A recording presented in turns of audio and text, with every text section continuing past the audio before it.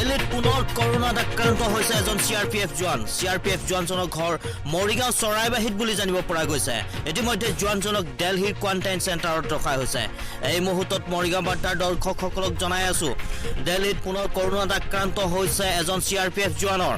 জোৱানজনৰ ঘৰ অসমৰ মৰিগাঁৱত বুলি জানিব পৰা গৈছে। জোৱানজনৰ নাম হৈছে পংকজ নাথ।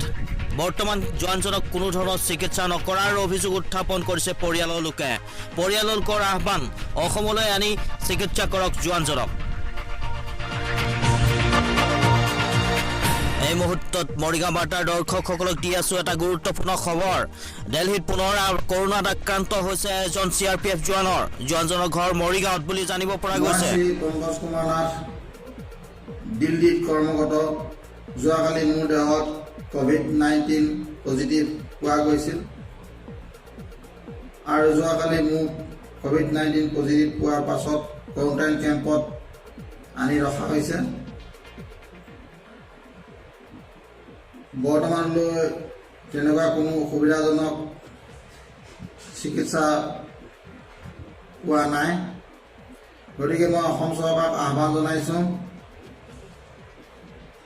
লগতে মাননীয় স্বাস্থ্যমন্ত্ৰী ডাঙৰীয়া হেমন্ত বিশ্ব শৰ্মা ডাঙৰীয়াক অনুৰোধ জনাইছোঁ, আমাক যাতে অসমলৈ নি উন্নতমানৰ চিকিৎসা প্ৰদান কৰিবৰ বাবে বিনম্ৰভাৱে অনুৰোধ জনাইছোঁ।